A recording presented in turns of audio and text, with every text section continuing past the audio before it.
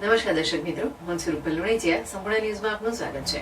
આજ રોજ બનાસકાંઠાના સાંસદ પરબતભાઈ પટેલના હસ્તે પાલનપુર મુકામે આવેલ નવીન એસટી ડેપો વર્કશોપનો ખાતમુહૂર્ત સમારોહ યોજાયો હતો.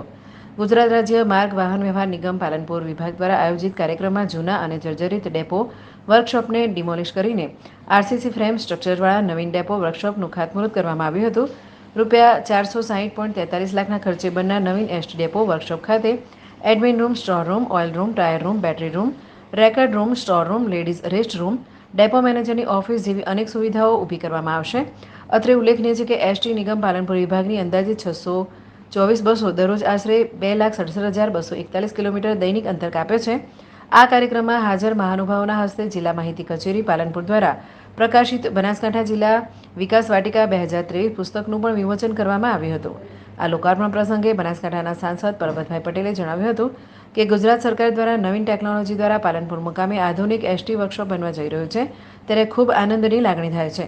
માનનીય વડાપ્રધાન નરેન્દ્રભાઈ મોદીની સરકાર બન્યા પછી દરેક ક્ષેત્રોમાં ખૂબ મોટું પરિવર્તન આવ્યું છે અને અનેક જનકલ્યાણકારી કાર્યો થયા છે.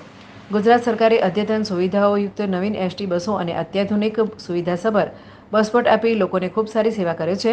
આ કાર્યક્રમમાં પાલનપુરના ધારાસભ્ય અનિકેતભાઈ ઠાકરે એસટી વર્કશોપના નવીનીકરણમાં પ્રોજેક્ટ માટે શુભેચ્છાઓ આપતા જણાવ્યું હતું કે ગુજરાત એસટીનું પાલનપુર ડિવિઝન ખૂબ મોટું ભગીરથ કાર્ય કરે છે. આજે ગુજરાતના ગામે ગામ એસટી બસો પહોંચે છે. ગુજરાતના માનનીય મુખ્યમંત્રી ભૂપેન્દ્રભાઈ પટેલ અને વાહન વ્યવહાર મંત્રી હર્ષ સંઘવીનો આભાર વ્યક્ત કરતા તેમણે જણાવ્યું હતું કે ગુજરાત સરકારે એસટી બસોની ટેકનિકલ જરૂરિયાતો માટે વર્કશોપના નવીનીકરણ માટે ખૂબ ઉદાર હાથે મંજૂરી આપી છે. માહિતી ખાતા દ્વારા પ્રકાશિત બનાસકાંઠા જિલ્લા વિકાસ વાટિકા પુસ્તિકાને અનુલક્ષીને ધારાસભ્યએ જણાવ્યું હતું કે આ પુસ્તિકામાં જણાવેલ યોજનાઓ અને સરકારની સિદ્ધિઓને રાજ્ય અને કેન્દ્ર સરકારના વિકાસ કાર્યોની પારદર્શિતા સાબિત કરે છે.